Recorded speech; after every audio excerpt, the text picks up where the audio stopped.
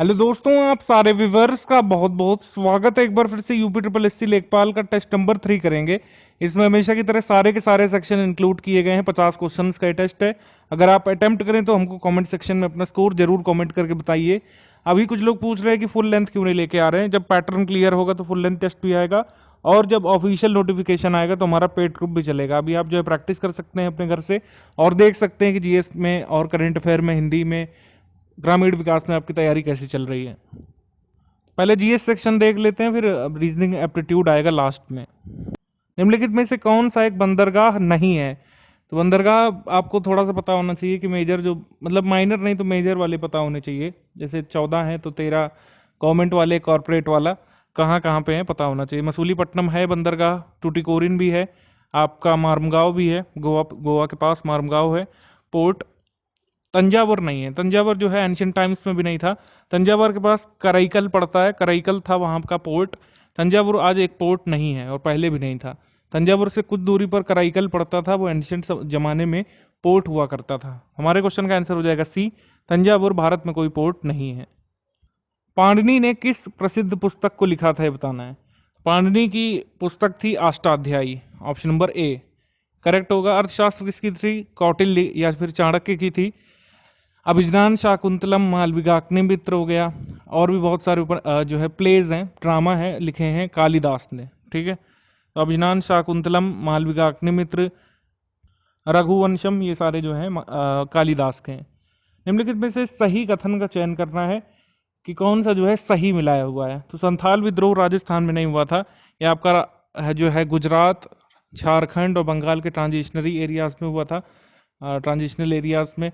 ये गलत हो गया। भील विद्रोह जो है ये वेस्टर्न घाट्स के कुछ हिस्सों में हुआ, धार में हुआ, मालवा में हुआ। तो हम कह सकते हैं कि मध्य प्रदेश यहाँ पर होगा, और वेस्टर्न घाट्स में हुआ था तो महाराष्ट्र भी यहाँ पर होगा। करेक्ट है ये आंसर, तो ये वाला हमारा करेक्ट आंसर है, ऑप्शन नंबर बी। मेडो जो है ये जो है बंगाल में नहीं हुआ था, मेडो रिबिलियन हुआ था आपका राजस्थान में। हमारे क्वेश्चन का करेक्ट आंसर है बी। इस्तमरारी बंदोबस्त या फिर जागीरदारी किसके शासनकाल में शुरू हुई थी, या फिर हम इसको परमानेंट सेटलमेंट बोल सकते हैं, किसके काल में आया था? परमानेंट सेटलमेंट आया था लॉर्ड कॉर्नवालिस के काल में, ऑप्शन नंबर सी यहाँ पर करेक्ट हो जाएगा। ठीक है, एक हो गया स्थाई बंदोबस्त, एक हो गया रैयतवाड़ी, एक हो गया महालवाड़ी। इन तीनों में जो है हमेशा डिफरेंस आपको पता होना चाहिए, ये सब आता रहता है एग्जाम में। बेसिक 3 क्वेश्चन 3-4 तरह के बनते हैं कि कौन इसको लाया। तो जैसे परमानेंट सेटलमेंट लाया था आपका लॉर्ड कॉर्नवालिस। ठीक, अगर पूछ ले कि आपका रैयतवाड़ी कौन लाया था, तो रैयतवाड़ी लाए थे मद्रास के गवर्नर थॉमस मुनरो लाए थे। रैयतवाड़ी में क्या होता था कि रैयतों से यानी कि किसानों से कर लिया जाता था। कराधान जो है डायरेक्टली किसानों पर होता था, किसान जो है गवर्नमेंट को, अंग्रेज सरकार को कर देते थे। लॉर्ड कॉर्नवालिस के परमानेंट सेटलमेंट में क्या हुआ था कि वंशानुगत अधिकार दे दिए गए थे जमींदार को, और कर वसूलने का अधिकार भी उन्हीं को दिया गया था। परमानेंट सेटलमेंट में एकदम से जो है कर नहीं बढ़ाया जा सकता था, लेकिन रैयतवाड़ी में बढ़ाया जा सकता था कर। महलवाड़ी में क्या था, महल के आधार पर कर लगाया जाता था। विलेज हेडमैन जो होता था, जिसको लंबरदार बोलते थे जनरल लैंग्वेज में, वो कर वसूलता था किसानों से। ठीक है, तो ये कुछ डिटेल्स हैं। अगर पूछ ले महलवाड़ी किसके समय पे आई थी, तो लॉर्ड विलियम बेंटिक के टाइम पर।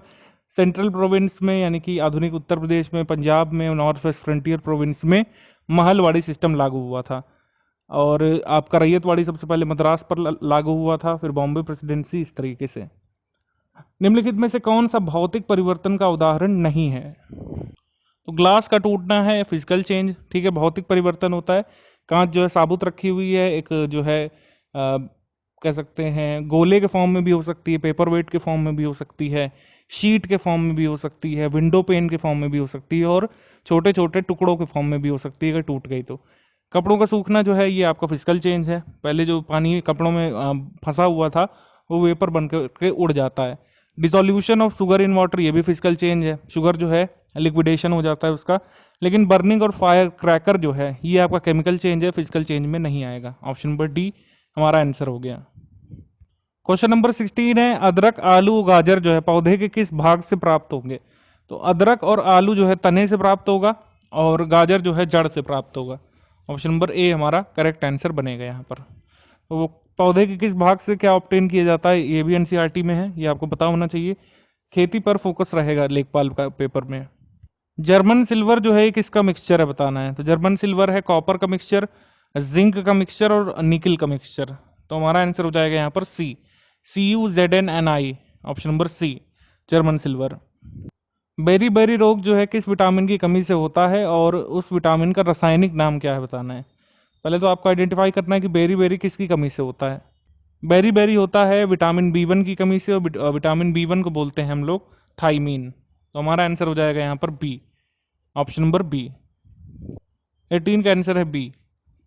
आगे क्वेश्चन है, अप्रैल सन 1946 को अंतर्राष्ट्रीय न्यायालय की स्थापना हुई थी, इसका मुख्यालय कहाँ पर है। इंटरनेशनल क्रिमिनल कोर्ट का, नहीं, ये है आपका इंटरनेशनल कोर्ट ऑफ जस्टिस, ठीक है। इंटरनेशनल कोर्ट ऑफ जस्टिस का हेडक्वार्टर हेग में, नीदरलैंड में, ऑप्शन नंबर डी। आप मुझे बताइए कि इंटरनेशनल क्रिमिनल कोर्ट का हेडक्वार्टर कहाँ पर है, जल्दी से बताइए कमेंट करके, क्या ये दोनों एक ही हैं कि अलग अलग हैं। 4 जुलाई 1966 को भारतीय संसद के द्वारा स्थापित प्रेस काउंसिल ऑफ इंडिया एक डैश है, किस तरीके का निकाय है बताना है। परामर्शदायी संस्था है, कंसल्टेंट बॉडी है, सांविधिक और अर्धन्यायिक संस्था है, वैधानिक संस्था है, या फिर इनमें से कोई नहीं। आपको बता दें press council of India statutory और क्वासी जुडिशियल बॉडी है, option number B. Press council of India की ऑफिशियल वेबसाइट पर जाकर के अभी अगर हम देखें तो यहाँ पर लिखा हुआ है साफ साफ कि प्रेस काउंसिल एक्ट 1978 के तहत ये अस्तित्व में आया है। ये क्वासी जुडिशियल स्टैट्यूटरी बॉडी है और एक वॉचडॉग की तरीके काम करता है। सबसे पहले किस वर्ष भारत में राष्ट्रीय आपातकाल अनुच्छेद 352 के आधार पर घोषित किया गया था। तो सबसे पहले घोषित किया गया था 1962 में, ऑप्शन नंबर सी। तो 3 बार ये आपातकाल आ चुका है, चीन से युद्ध के समय, भारत पाक युद्ध के समय 71 में, और 1978 में आंतरिक अशांति के आधार पर। अल्ट्रावायलेट डिसइंफेक्शन टावर हाल ही में किस संस्था द्वारा विकसित किया गया है। अल्ट्रावायलेट डिसइंफेक्शन टावर विकसित किया गया है DRDO में, ऑप्शन नंबर बी। DRDO का ये टावर जो है ये इस तरीके का है, ये आप पिक देख सकते हैं। डिसइंफेक्शन का काम है इसका, कोरोना वायरस प्रोन एरियाज को डिसइंफेक्ट करेगा ये टावर, ये DRDO ने डेवलप किया है। इनमें से किस राज्य सरकार ने बिरसा हरित ग्राम योजना शुरू की है। बिरसा हरित ग्राम योजना है झारखंड की, ऑप्शन नंबर डी। तो झारखंड में ये है और फलदार वृक्ष लगाए जाएंगे सड़क के दोनों ओर इसके तहत, ऑप्शन नंबर डी। आगे क्वेश्चन है, समुद्र सेतु अभियान निम्नलिखित में से किस संस्था के द्वारा शुरू किया गया है। तो जैसा नाम से पता चल रहा है समुद्र में कौन काम करता है, आपका इंडियन नेवी। तो इंडियन नेवी का ये अभियान है समुद्र सेतु, और किस लिए है तो ये ब्रिज का काम करेंगे जो भारतीय फंसे हुए हैं दूसरे देशों में, और खास करके जो है मालदीव और सऊदी से इवैक्यूएट करने का ऑपरेशन है ये समुद्र सेतु। काफ़ी सारे हमारे जहाज वहाँ पर जाएंगे और भारतीयों को वहाँ पर वापस लेकर के आएंगे, कहाँ से, मालदीव से और सऊदी से, option number A. Corona virus के चलते जो फंसे हुए हैं वहाँ पर उनको वापस लाया जाएगा। किस राज्य सरकार ने हाल ही में एग्जिट ऐप प्रवासियों के लिए लॉन्च किया है। तो माइग्रेंट्स के लिए एग्जिट ऐप लॉन्च किया है वेस्ट बंगाल ने, option number C, West Bengal. Madhya Pradesh की भील जनजाति द्वारा कौन सा नृत्य किया जाता है। मध्य प्रदेश की भील जनजाति करती है आपकी भगोरिया नृत्य, ये होली के समय होता है वहाँ पर। छपेली जो है ये हिमाचल प्रदेश का नृत्य है। पाई दांडा जो है ये होता है बांदा डिस्ट्रिक्ट बुंदेलखंड उत्तर प्रदेश में, ठीक है। भगोरिया है भील जनजाति के द्वारा किए जाने वाला मध्य प्रदेश का नृत्य। कांच से बनी चूड़ियों के लिए और कांच के बने सामान के उत्पादन के लिए कौन सा शहर प्रसिद्ध है। तो ये है Firozabad, option number C, Firozabad. One district one product की वेबसाइट जरूर विजिट करें सभी लोग। किसी भी बुक को देखने से अच्छा एक बार उसको देखें, उसी से लगातार कुछ UPSC के एग्जामों में क्वेश्चन आए हैं, एक दो तो जरूर आए मैचिंग वाले, यही सब कि कौन सा डिस्ट्रिक्ट जो है कौन से प्रोडक्ट के लिए जो है मतलब प्रमोट किया जा रहा है वन डिस्ट्रिक्ट वन प्रोडक्ट में। उत्तर प्रदेश का राजकीय पशु, राजकीय वृक्ष और राजकीय पक्षी कौन सा है। तो आपको सब कुछ पहचानना है इसमें।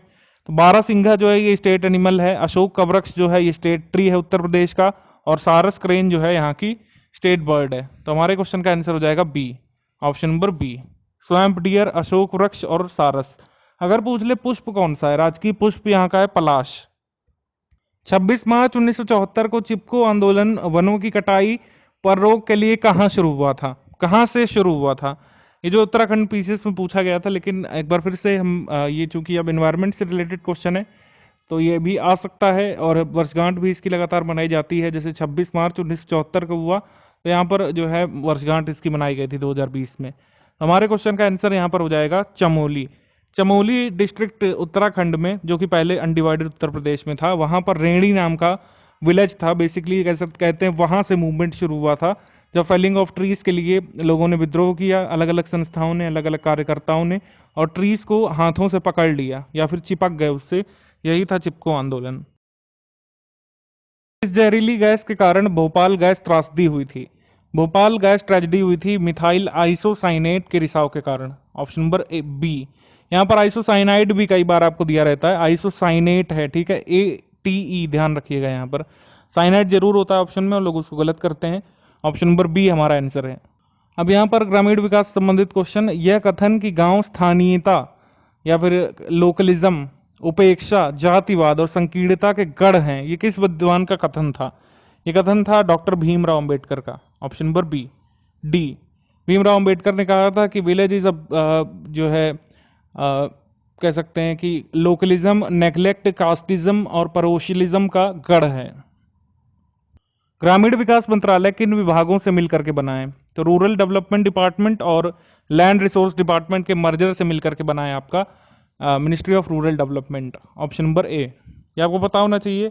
ये वैसे तो सब पॉलिटी का पार्ट है, लेकिन ग्राम विकास अलग से, तो आपको डीप में भी जाना पड़ेगा। आपको जो है बिल्कुल शुरुआत से पता होना चाहिए कि ग्रामीण विकास भारत में कैसे, आज़ादी से पहले मध्यकाल में कैसे, एंशियंट इंडिया में कैसे, और आज़ादी के बाद कैसे पनपा। निम्नलिखित में से प्रधानमंत्री ग्रामीण योजना के अंतर्गत कौन कौन से मुख्य कार्य आते हैं? प्रधानमंत्री ग्रामीण योजना के अंतर्गत कार्य आते हैं ग्रामीण सड़कों का निर्माण, पेयजल आपूर्ति और आवास निर्माण। तो दोनों ही यहाँ पर सही है, 1 and A and B। Option number D यहाँ पर करेक्ट है, बोथ A एंड B। ये नहीं शामिल है हाउस कंस्ट्रक्शन और कन्या विवाह, ये नहीं शामिल है। Drinking water supply, house construction, construction of rural roads, ये शामिल है प्रधानमंत्री ग्रामीण योजना में। हालांकि ये योजनाएं पुरानी हैं, लेकिन चूंकि ये ग्रामीण विकास संबंधित है, हम सभी योजनाओं को कवर करेंगे इसमें अपने टेस्ट में।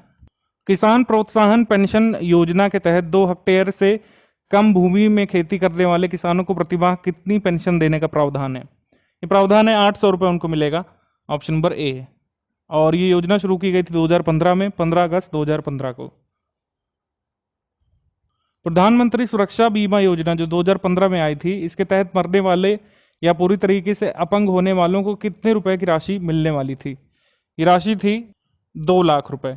Option number B. और इसमें आप कह सकते हैं 18 से 70 वर्ष के आयु तक के व्यक्तियों को बीमा दिया गया था। Option number B. Ram Manohar Lohia ग्राम विकास योजना, ये उत्तर प्रदेश की स्पेसिफिक योजना है। इसका उद्देश्य क्या था बताना है। इसका उद्देश्य था गांवों का सर्वांगीण विकास, कंप्लीट डेवलपमेंट या all round development of villages, हम इसको समराइज कर सकते हैं।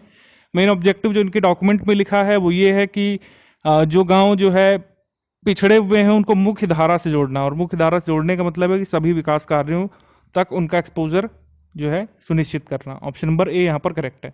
Drinking water system, lightning arrangement, वो सब जो है ऑप्शन नंबर ए में कवर हो जा रहा है। सोशल डेवलपमेंट भी। तो हमारा जो मोस्ट स्ट्रॉन्ग ऑप्शन है वो ऑप्शन नंबर ए है। अगर आपसे पूछे कि Ram Manohar Lohia village development scheme कब आई थी, ये आई थी मई 2012 में। उपकल्पना या फिर हाइपोथेसिस से क्या मतलब है? हाइपोथेसिस का मतलब है कि general culture, analogy and personal experience. Option number B हमारे क्वेश्चन का आंसर होगा। हाइपोथेसिस मतलब general culture, analogy and person experience. Small scale replica का क्या मतलब है? स्मॉल स्केल रेप्लिका का मतलब है पायलट सर्वेक्षण। ऑप्शन नंबर सी। पाइराइट्स का इस्तेमाल किस तरह की भूमि के सुधार करने में होगा? तो जो क्षारीय भूमि होगी उसका सुधार करने में पाइराइट्स का इस्तेमाल किया जाएगा। Option number A. नगरीय समुदाय की विशेषता क्या नहीं हो सकती है? तो हेट्रोजेनिटी होती है, विजातीयता आपको देखने को मिलती है, वृहद आकार या घनत्व आपको देखने को मिलता है, और आपको अनाम तत्व भी देखने को मिलता है, लेकिन यूनिफॉर्मिटी नहीं मिल सकती। यूनिफॉर्मिटी देखने को मिलेगी विलेजेस में। ऑप्शन नंबर बी यहाँ पर सही है। अब हिंदी सेक्शन आ चुका है हमारा। छोटी ई, बड़ी ई, ए और आय, ये वर्ड जो है किस प्रकार के स्वर हैं? तो ये स्वर हैं आपके अग्र स्वर। ऑप्शन नंबर सी, अग्र स्वर। इसमें अ जो है ये आगत स्वर होता है, दीर्घ स्वर होते हैं, बड़ा, बड़ी, छोटा ए, बड़ा ए और उ, ओ, औ, और मूल स्वर होते हैं आ, ई, उ, री। ठीक है, ये थोड़ा आपको पता होना चाहिए, लगभग हर बुक्स में दिया रहता है। सा, शा, सा और हा, ये किस प्रकार के व्यंजन है?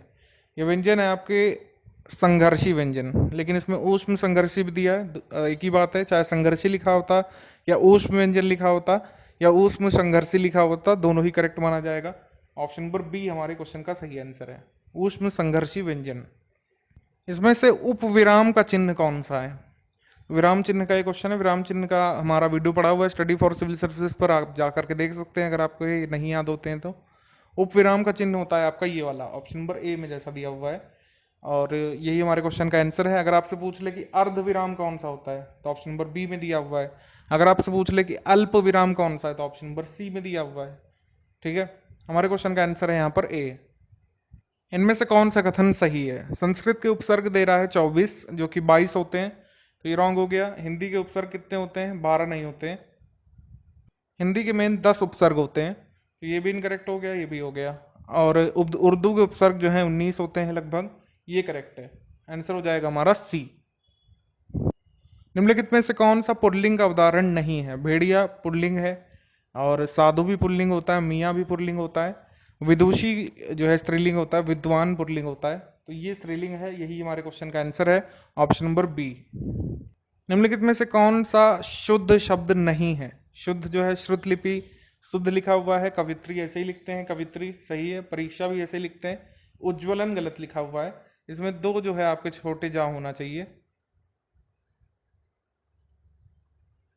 इस तरीके से लिखना है, रफली आपको दिख रहा होगा, उज्ज्वलन इस तरीके से लिखना है, दो छोटे जा होने चाहिए एक के बजाय। ऑप्शन नंबर डी हमारा आंसर है इसमें।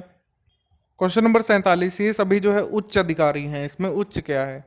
तो उच्च यहाँ पर है आपका विशेषण, ऑप्शन नंबर बी, ये गुणवाचक विशेषण है, ऑप्शन नंबर बी। अधिकारी क्या है? जातिवाचक संज्ञा है। और ये क्या है? ये आपका सर्वनाम हो गया। उसने सबका भला किया है, इस वाक्य में जो है भला क्या है? उसने सबका भला किया है, तो भला यहाँ पर है आपका गुणवाचक विशेषण। ठीक है, गुणवाचक विशेषण। अगर मान लीजिए इससे संज्ञा बनाना होता तो कैसे बनाते? भला के आगे आई उपसर्ग लगा देते, भला से बन जाता भलाई। ठीक है, ऑप्शन नंबर बी हमारा करेक्ट आंसर है। तो विशेषण संबंधित ये क्वेश्चन, गलत वाक्य का चयन करना है। पत्थर के समान कठोर सही है, एनालॉजी सही बन रही है कि नहीं देखना है, तो सही है। भीम के समान बलिष्ठ या स्थूल, ये भी करेक्ट है। उसके बाद धूल के समान सूखा, ये भी करेक्ट है। गांधी जी के समान अहिंसावादी होना चाहिए, यहाँ पर हिंसावादी लिखा है, तो यही वाला रॉन्ग है, डी वाला, और हमारे क्वेश्चन का आंसर भी डी है, गांधी के समान अहिंसावादी होना चाहिए। वह समास का उदाहरण कौन सा है जिसमें पहला पद या प्रथम पद संख्यावाची होता है और अंतिम पद संज्ञा हो? वहाँ कौन समास होता है? वो द्विगु समास होता है, ऑप्शन नंबर बी। द्विगु समास के कोई दो उदाहरण आप सभी हमको कमेंट सेक्शन में लिख करके बताइए। इसके बाद हम लोग यहाँ से रीजनिंग और मैथ सेक्शन के बाकी के 10 क्वेश्चन सॉल्व कर लेते हैं। सबसे पहला क्वेश्चन है नंबर 1। किसी कोड लैंग्वेज में अगर आप क्रॉस को 37 के बराबर रखते हैं, लोड को 16 के बराबर रखते हैं, तो बताइए एक्सरसाइज का कोड नंबर क्या होगा? तो सबसे पहले आपके पास है क्रॉस। न्यूमेरिकल इक्विवेलेंट अगर आप लिखना चाहें, C3 S19 O15 और R18, 19 का डबल 38, 38 18 56, 56 और 15 71 और 3 74, जबकि यहाँ पे तो 37 है। तो 74 का आधा करिए तो बताइए क्या आएगा? 37 ही तो आएगा। तो लॉजिक फ़िलहाल के लिए ये बना है कि जितने भी न्यूमेरिकल इक्विवेलेंट हैं सबको जोड़ के लिख दीजिए और उसका आप आधा कर लीजिए। आधा जैसे ही करेंगे वैसे ही आपको आपका आंसर मिल जाएगा। लोड में भी यही देख लेते हैं कि अप्लाई होता है कि नहीं। L12 O15 A1 और D4, 15 12 27, 4 31 और 1 32, आधा कीजिएगा तो 16, और वही दिया है। इसका मतलब आगे हमें एक्सरसाइज में भी इसी टेक्निक को यूज़ करना पड़ेगा। तो एक्सरसाइज का न्यूमेरिकल इक्विवेलेंट लिख लेते हैं हम लोग। सबसे पहले ये रहा एक्सरसाइज का पूरा letter combination, E5 X24 R18 C3 I9 और S19। 19 5 24, 24 और 9 33, 3 36, 18 54, 5 59, 59 5 64, 64 24 88, आधा करिए तो आता है 44, ऑप्शन बी। एक नंबर है x, ये रहा वो नंबर x, ये आपको कैसे मिलेगा उसकी कंडीशन आगे हम लोगों को दे रखी है, जिसका मान 169 और 12 स्क्वायर के अंतर के वर्गमूल के बराबर है। x आपको तब मिलेगा जब आप 169 और 12 का स्क्वायर जो कि 144 होता है, इसका आप अंतर ले लेते हो। अंतर लेने के बाद आता है 24, इनफैक्ट 25, 169 माइनस 144 यानी 25, अंतर के वर्गमूल के बराबर है। अंतर लेने के बाद एक काम और करना है, इसका स्क्वायर रूट जो कि 5 आएगा। x की वैल्यू 5 फिक्स हो चुकी है, ये बात आप ध्यान रखिए। एक दूसरा नंबर z है, z आपको कब मिलेगा वो देखिए, जिसका मान 15 स्क्वायर और 64 के योग के वर्गमूल के बराबर है। सबसे पहले आपको 15 का स्क्वायर यानी 225 और 64 इसको जोड़ लेना है, ये आता है 289। ये जो 289 है उसका स्क्वायर रूट लीजिए, ये है 17, बिकॉज 17 का स्क्वायर 289। z का मतलब हो गया 17। दोनों के कुल योग में, दोनों का मतलब x और z, इन दोनों को ऐड करिए, 17 और 5 22। अब इस 22 में 18 जोड़िए, आता है 40। ये जो 40 है यह एक नई संख्या का 2/3 बन जाता है। वो जो नई संख्या है उसका 2/3 40 है, तो बताइए वो संख्या क्या होगी। 220 3 उधर गया, 20 तिहाई 60, वो संख्या है 60। तो बताइए उस नई संख्या यानी इस 60 का स्क्वायर क्या है, तो 60 का स्क्वायर है 3600। ये वर्ग होगा यहाँ पे, और इंग्लिश मीडियम में करेक्शन करिएगा, how much will that new number, नहीं वो नंबर नहीं पूछ रहे हैं, will the square of that new number be, ये कर लीजिए। 60 का स्क्वायर होता है 3600। A, in a company with 1200 staff, एक कंपनी में एम्प्लॉयज़ की संख्या है 1200। 30% people got their salary increased, 30% लोगों के वेतन बढ़ गए। अगर आप 1200 का 30% निकालेंगे तो कैसे निकालेंगे, सबसे पहले आप निकालेंगे 10%। 10% के लिए कुछ नहीं, दाहिनी तरफ से एक जीरो कट, ये आ गया 120, लेकिन 30 मतलब ट्रिपल, 120 का ट्रिपल 360, तो बस ये जो 360 लोग हैं इनकी सैलरी बढ़ गई। अब ये जो 250 लोग हैं, मतलब 360 की बढ़ गई, उसके बाद जो बचे उसमें से 250 लोग ऐसे हैं जिनको प्रमोशन मिला, और 25% लोग ऐसे हैं जिनको दोनों लाभ मिले, सैलरी भी बढ़ी और प्रमोशन भी हुआ। 25% का मतलब चौथाई, 1200 का चौथाई होता है क्या, 300। तो 300 लोग ऐसे निकले जिनको दोनों तरीके के फ़ायदे हुए। इन सबको जोड़ लेंगे, 3 3 6 2 8 1 9, 910 लोग ऐसे हैं जिनको कुछ ना कुछ फ़ायदा ज़रूर मिला। तो बताइए ऐसे कितने सदस्य हैं जिनको इनमें से कोई फ़ायदा नहीं मिला। तो 1200 में 910 लेस करना पड़ेगा, अगर 900 लेस करेंगे तो 300 आएगा, 10 और कम करेंगे तो 290 हो जाएगा। कितने लोग ऐसे हुए, 290। B, the ratio of length and width of rectangle is 3:5। एक रेक्टेंगल है जिसकी लंबाई का जो रेशियो है वो 3 है और चौड़ाई का है 5। मतलब ट्राइंगल लंबा कम है, चौड़ा ज़्यादा है, यानी कुछ अजीब सा शेप होगा इसका। तो 3x और 5x इसकी लंबाई और चौड़ाई हम मान लेते हैं। And the perimeter of this rectangle is equal to the area of the square whose diagonal is this. सबसे पहले इस स्क्वायर का हिसाब देखते हैं। ये स्क्वायर है, इसकी साइड होती है a। डायगोनल का मतलब ऐसी लाइन जो आमने सामने के दो कोनों को जोड़ दे। ये दोनों कोने आमने सामने हैं, इनको ये लाइन जोड़ देगी, यही कहलाएगी डायगोनल। ये एंगल होता है हमेशा 90। ये a तो और ये भी है, तो ये कितना, a√2, सिंपल है, पाइथागोरस थ्योरम लगा दिया, √√a² + a², तो उसी से आया है a√2, जहाँ पे a का मतलब है स्क्वायर की साइड, a√2 बराबर है 4√2 के, तो a बराबर हुआ 4 के। स्क्वायर की साइड हो गई है 4, साइड 4 है तो एरिया कितना होगा? 16 होगा। यही 16 किसके बराबर है? इस रेक्टेंगल के पेरीमीटर के। पेरीमीटर का मतलब लंबाई और चौड़ाई को जोड़ के उसका डबल करना होता है। 3 5 8, उसका डबल कीजिएगा तो 16, 16x, x बराबर आया 1।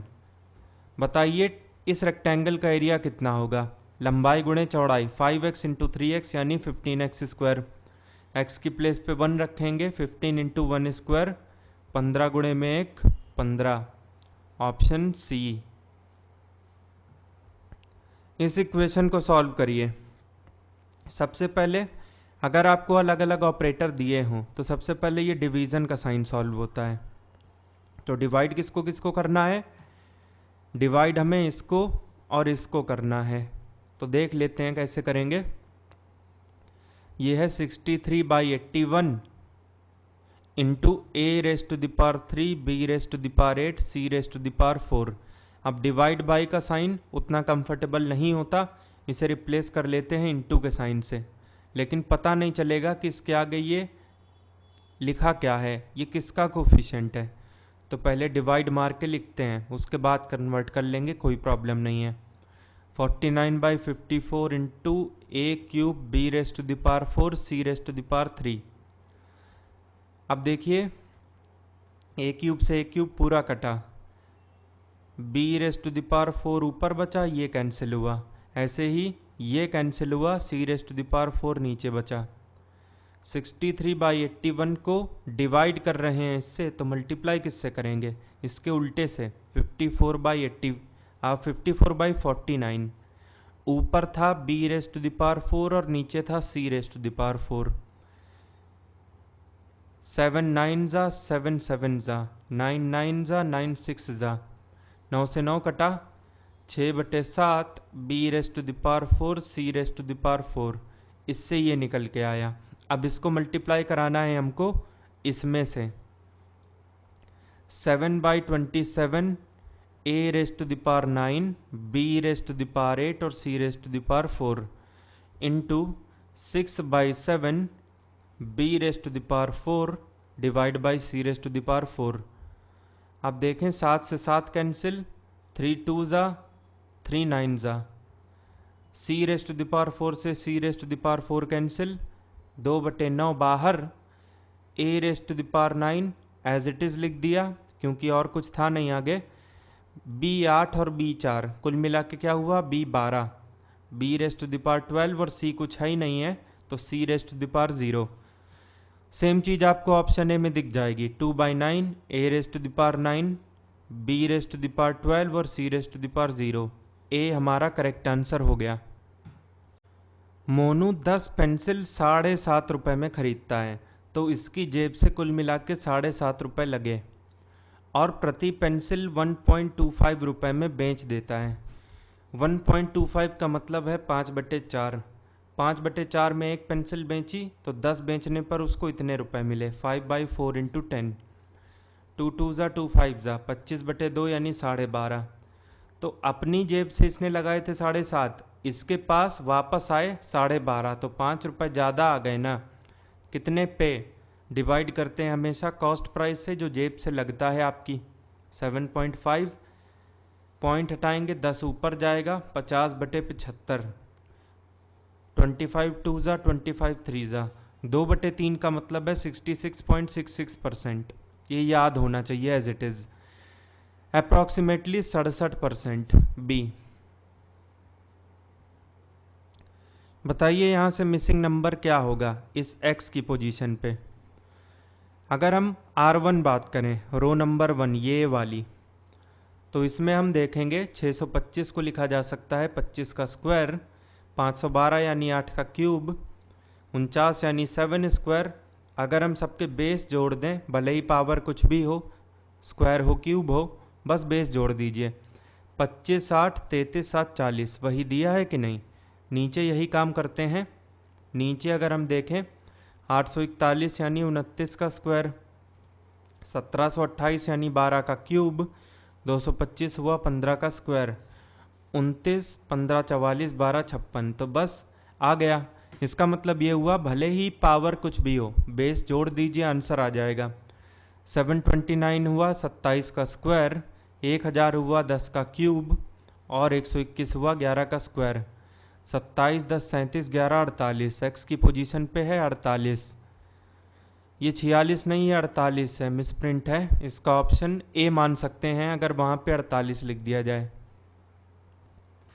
उसके बाद 8 नंबर में इस अल्फा न्यूमेरिक सीरीज को कंप्लीट करिए। A1, C3, G7, फिर 11, फिर 16। अगर हम गैप लेना चाहें तो ये 2 का, ये 4 का, ये 6 का, ये 2 का, ये फिर 4 का, ये फिर 4 का, ये 5 का। लेकिन ये करने से एक्चुअली कोई फ़ायदा है नहीं, क्योंकि हमें अल्फ़ाबेट तो भरना नहीं है। आप चारों ऑप्शन में देख लीजिए, ये ऑप्शन है ABCD, ये अल्फ़ाबेट वो नहीं है जो आपको भरने हैं, सिर्फ हमें नंबर ढूंढना है। तो नंबर वाला लॉजिक चलिए ढूंढ लेते हैं। 18, 50, 98, इधर बताइए क्या होगा। और ये है 242। ये 32 का गैप, ये 48 का, ये 16। उसके बाद अगर हम 16 यहाँ पे जोड़ दें तो 64 का गैप, 98 और 64 हो गया 162। तो 32 का गैप देख लिया, 48 का देख लिया, 64 का देख लिया, तो 162 और 242 के बीच में अगर 80 का गैप मिला तो बस यही आपका करेक्ट आंसर है। 242 माइनस 162 यानी 80, बस वही गैप है। ऑप्शन हुआ इसका सी। ये क्वेश्चन है डायरेक्ट कोडिंग का, जिसमें जो जिसके सामने है वही उसका आंसर है। जैसे ये मार्क में अगर हम m की बात करें, m के सामने परसेंटेज है तो m बराबर आप रखेंगे परसेंटेज। ऐसे ही बाकी सभी लेटर के लिए भी ट्रू है। हमें बात करनी है मेक के बारे में, तो सबसे पहला लेटर है m, जिसका कोड हमने पहले से ही बता दिया, ये होगा परसेंटेज। ए का मतलब यहाँ पे डॉलर, फिर के मतलब इधर, और यहाँ पे एंड का साइन, ये एंड का साइन हो गया। और उसके बाद है ई मतलब ये विस्मयदिबोधक चिन्ह। परसेंटेज, डॉलर, एंड और ये वाला साइन, ये आपको ऑप्शन ए में दिखेगा। इसे टिक करेंगे और आगे बढ़ेंगे। आखिरी क्वेश्चन देखते हैं आज का। बताइए इनमें से कौन सा ऑड है, AEB, AJC, BMC या CUD। अगर हम ऑप्शन ए की बात करें तो यहाँ पे दो वॉवल हैं, ए और ई। इसका मतलब इस पूरी सीरीज में वॉवल हैं। AJC एक वॉवल है ए, BMC इधर कोई भी वॉवल नहीं है, CUD में U वॉवल है। वॉवल यानी कि व्यंजक, स्वर, AEIOU ये वॉवल होते हैं, बाकी सब होते हैं कॉन्सोनेंट। तो 4 में से 3 ऑप्शन में वॉवल मिला, जबकि एक ऑप्शन ऐसा है BMC जिसमें वॉवल नहीं मिला, तो बस उसी को टिक करके आगे बढ़ना होगा।